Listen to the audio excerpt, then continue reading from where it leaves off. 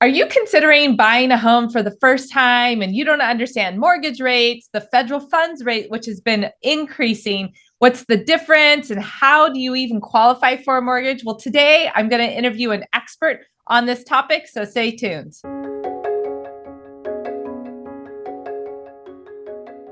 All right, with me today, I have Mike Anning with Mosaic Mortgage. So Mike's going to give us an overview and educate us a little bit on the lending and mortgage process. So Mike, can you first help us understand the difference between the federal funds rate, which has been going up so much lately, and mortgage rates, and what's the relationship between them? Yeah, of course. I'll share my screen here just so we can kind of get some context as we're looking at the different, the different pools of money. And I describe them as pools of money because when we look at the yin and yang of stocks and bonds and mortgages and, car loans, like they're different pools of money. So the Fed, what we call the Fed, is the Federal Reserve. And when they talk about raising interest rates, the prime rate is not mortgage rates. So what you've heard in the news lately is that they've raised interest rates. We can see they've raised them several times since March from 3.5%. They've raised them again in May. We've seen it again in June, July, August, and then again 2 weeks ago. So now currently the prime rate is at 7%. But again, these are not mortgage interest rates. The prime rate affects short-term borrowing. So credit cards, some student loans, car loans, home equity lines. So anything that's short term in nature. And they're doing this because they're trying to calm down inflation. Because if you're going to make a purchase for, an appliance or a television, putting it on a credit card, if that cost is greater, you're going to make maybe a different decision. So they're trying to slow down the inflation. But this mostly is for banks and businesses to kind of slow down their spending as well, to kind of cool the economy to keep inflation in check. That is different than mortgage interest rates. So I'm going to change my screen here. Mortgage interest rates, we have also seen on the increase as well. They are two separate pools of money. So that when the Fed raises rates directly, mortgage rates are a separate pool and they move more slowly. So while we have seen, if we're looking at the end of last year, November of 2021, prior to that, what you're seeing on the left side of that date is, coming through COVID, there was massive government stimulus. There was an oversupply of money. And when we're dealing with mortgage rates, interest rates fluctuate up and down based on the money that's available to make loans. Right. Yeah. So from our side, we saw massive government stimulus money injected into the markets that kept the interest rates. So that's why we saw them decrease into, historic lows that we've seen under 3%. Right. We've never seen that before. And then for mortgage rates specifically, since I'm on the screen, we can see starting beginning of this year, as the subsidies and as the government's pulling back some of the money, because it can't last forever, the injection of cash that they did, as that stopped and actually started money coming out of the market, we're starting to see markets normalize, and interest rates have, of course, increased month over month, as you'll see on the chart here, to where we're at today on the far right, where rates just topped over 7% for the first time since about 2001. So 20 years. Yes. Yeah. Correct. Okay. Yeah. Yes. I do recall buying my first home at 6.5% in 2001. So that was about that time for sure. Yep. It was definitely in the right range. Right. Yeah, exactly. So again, they are two pools of money, and long speaking, from the mortgage standpoint, right? While rates are up, it's still having a 30-year fixed rate loan is still an attractive option because you're at least securing your housing payment for the future. So as we're talking about inflation, milk goes up, car payments go up, gas goes up, your house payment will be secured for the future. So if we take a note that's most importantly affordable, then if interest rates do improve, like you can see even from last month to this month here, rates decreased a little bit. If rates do improve substantially enough, you can always refinance to save some money. Correct. Perfect. Okay. So can you tell us a little bit about maybe some of the misconceptions that borrowers have between these different rates, or just getting started? Yeah, the number one thing I would say is interest rates are obviously important, but the number one thing that's most important is really for a potential home buyer to really understand their personal budget and their spending. right? Because normally what happens is for most, if you're renting, typically rent is less than what you will pay for a mortgage. We know when you're paying for a house with taxes and insurance, everything that the house payment's going to be a little higher, but you're making an investment in your future. So typically what you have to do is look at discretional spending, hobbies, things like that. We have clients that love to travel. So we just have to budget in a travel fund instead of putting it on a credit card and just figuring out how to pay it off later, right? So really looking at discretional spending, because if we can go through someone's household budget, and normally I can find anywhere between $500 to $600 a month in discretional spending, things that we can choose to invest in your home versus spending elsewhere. That's sometimes a difference of $100,000 in purchase price. Wow. Right. Yeah. Between buying maybe that one, the house that's on the busy street versus the one that's on the quiet street, or the one with the smaller bedrooms versus the one with the bigger bedrooms. Right. Yeah. Again, affordability is key, but we do have a budget exercise to make sure that our clients are borrowing and spending the right amount of money, not too much and not too little. Got it. So really, it's not about interest rate. It's about that monthly payment and affordability and your whole budget and how you could maybe improve or tighten your budget to meet your goals of home ownership, right? Correct. Right. Absolutely. And again, just like anything else, like if you measure it, it gets tracked. And if it gets tracked, you do better, right? It's like stepping on a scale every morning. If you do it, then at least you know where you're at. So when you're off pace, you can get back on pace. Yeah. So, again, that's the number one thing, because again, while rates have increased, that has drawn, the purchase price for some of our clients, what's affordable, down a little bit. Yeah. But again, interest rates aside, as long as it's affordable and it's for the long term, doing something sooner than later is still the best option. Perfect. Okay. Can you go into a little bit about how lenders qualify buyers, what's important in understanding how much people can afford? Yeah, absolutely. So as we start looking at loans all across the country, right, they all have the same rules.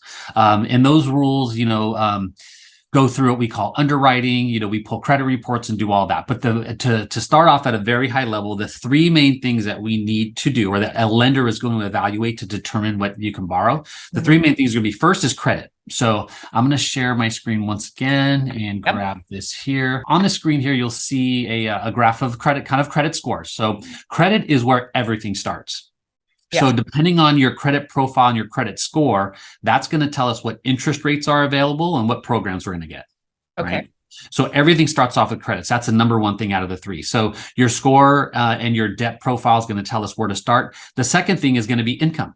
So based on your income, the banks use a standardized formula across the country. We'll take a look at that in a sec, to determine how much debt you can carry. And from that debt, how much loan amount you're able to have.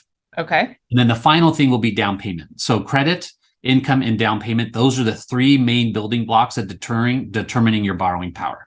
Got it. So if we look at this scenario here, just for a household in the Bay Area, so if we have $180,000 worth of income, the important thing to know for buyers is, and this is why affordability is key, is the banks use your gross salary, your gross income before taxes are deducted. They're not using your take-home pay when they're determining what you can qualify for. They're using your gross salary. So in this case, we have $180,000 worth of income per year. Divide that by 12 months. The qualifying income the bank is going to use is $15,000. If you can see that there.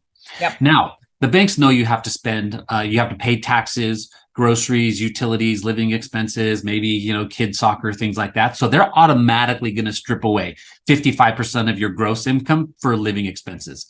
Okay. So by that rule, they are comfortable with you spending the remaining 45% of your income on debt. That's a little less than half, right? Okay. This is where, again, affordability is key to make sure that we're borrowing the right amount, regardless of what the bank says you qualify for.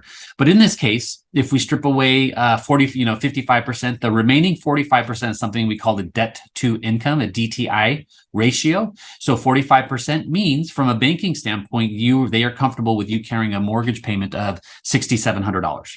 Okay. Right. Now, the other things that get factored in there are car payments, but here I'm assuming there's no car payments and no credit cards. Somebody's debt free.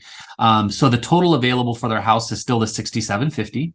Okay. So running just a general purchase scenario and how this kind of lines up is if we were looking at a $1 million sales price with a 20% down payment of $200,000, a loan amount of $800,000 with an interest rate at 6.75. When we're looking at the mortgage payment, HOA dues, insurance, taxes, the total payment is $6,710, which is just under that threshold. Okay. Okay. So that's kind of looking at, aside from credit, assuming that's good, that we're looking at income and down payment to determine your total borrowing power. So for this scenario, this is right at the top of qualifying. And in this example, if somebody had a $500 a month car payment, you could see that they would have to reduce their sales price in order to qualify. Yes. Okay. For sure. Does that make sense? Too much? No, it makes sense. So I think the only thing that maybe first time buyers don't understand is calculating the mortgage payment with the interest rate. So you assumed a 6.75% interest rate. Would you recommend a mortgage calculator to have them help understand that, and then maybe explain the HOA dues and how that varies or can not be there sometimes? Yeah. So the mortgage payment, there's a calculator, there's an amortized schedule, right? So that shows principal and interest on the loan. The nice thing in the United States is one of the few countries that actually has a fixed rate mortgage. Right. Other countries, Canada, Mexico, Australia, the adjustable rate mortgage is kind of the standard. So it is unique in the US that we have a fixed rate mortgage. So there is an amortization schedule. So the calculator, if normally what happens, and I would use this as a word of caution, if you're online on a real estate website and it says calculating the monthly payment, oftentimes it just shows the mortgage payment without the additional items. Right. Yep. Homeowners association dues are only applicable to condominiums and townhomes. So I estimated $300 a month. That's going to vary project by project. I have a quick question on that, actually. Sorry, I didn't mean to interrupt. Now, what if it's like a single family home in a planned development? Sometimes those have a small HOA. Does that get a hit on their debt also? It does. Yeah. Oftentimes those might be $70 or $120 a year or something like that. But anything that's tied to the property, if it is in a planned unit development, urban development, any of the HOA dues would definitely be calculated. Okay. So a condo or a townhome in the Bay Area can range anywhere from, I've seen 250 up to 600 plus 700. Yeah. So you're using a conservative estimate here of 300. Yeah. Correct. Yeah. Typically townhomes have lower HOA dues than condominiums, you know, but it does vary project by project. Perfect. And then insurance, you're assuming a pretty standard $80 to $100 range. Yeah. Yeah. This insurance is your casualty for the structure. So when clients ask me what this is for, it covers damage to the structure, fire, or anything like that. It covers personal content for, let's say a theft or damage by fire for your personal belongings, and then also personal liability. So if someone hurts themselves on your property. Perfect. And then property taxes, I typically estimate 1.25%. Is that what of the purchase price? That's what we've got here. So 1.25% per year divided by 12 equals this amount here. And in California, we do estimate in the state, all throughout the state, 1.25% of the sales price per year. Different states and different states calculated differently. Yeah. And it does vary slightly by county, or city area. Some are like 1.23, right? Some can be 1.26, but 1.25 is a good estimate to use for. Yeah, that generally is it's definitely conservative. Normally it's 1% for the county and then a little bit of add on for local ordinances. So normally I see it come in about 1.15, 1.1. Yeah. Perfect. Yeah. Okay. Well, thank you for explaining how that breaks down and the mortgage payment. To close up, do you have any offerings that maybe a buyer could use to help understand their budget or next steps? Yeah, absolutely. And I'm glad that you mentioned the budget, because that's the very first place to start, right? Especially for first-time buyers. Oftentimes we don't know what we don't know. And it's a terrible way to move forward buying real estate on a gut feeling, right? Saying, I think this is good. I think I can afford that. So I can provide the budget exercise. It's for free. It's a simple Excel spreadsheet. It has 4 steps. First is, plug in your income, right? Your take-home pay, because we want to make sure we're understanding what's affordable. So plug in your take-home pay. Step 2 is the best of your ability. Estimate what you're paying for rent, for fuel, so we can get a bearing of what you're spending, right? And step 3 is the fun part, where we actually get your bank statements, get your credit card statements, every account where money leaves you, and just do a 60-day exercise to see what you're really spending. Because this is like stepping on the scale. This is where our clients can really identify what cuts they could make realistically, because nobody wants to compromise lifestyle. You don't want to have the house and have to eat top ramen. That's the joke, right? Yeah. So we want to have a lifestyle that we want to have, and knowing where to make those compromises. But oftentimes most people overestimate what they're saving and underestimate what they're spending. But by Mhm. really taking a good look, this is that real, that line in the sand that we can be very clear saying, if I take this payment on after going through this exercise, they can say, if I take this payment on, I know it's good for me because I've already looked at the math. Perfect. All right. Awesome. Yeah, So we'll and we put can the make that link. available for you as well. Okay, perfect. So we'll put the link below in the description for you to be able to grab that. Also, I recommend you watch next the steps to buying a home. So the lending is one piece, but there's a lot of steps to the process. So I have a great video on that. Thank you, Mike, for joining me today and helping us learn a little bit more about home loans. Always happy to be here. Great to see you, and I love talking to people and sharing the the dream and making it taking a really responsible approach to it. That's what we do. Awesome. Thank you.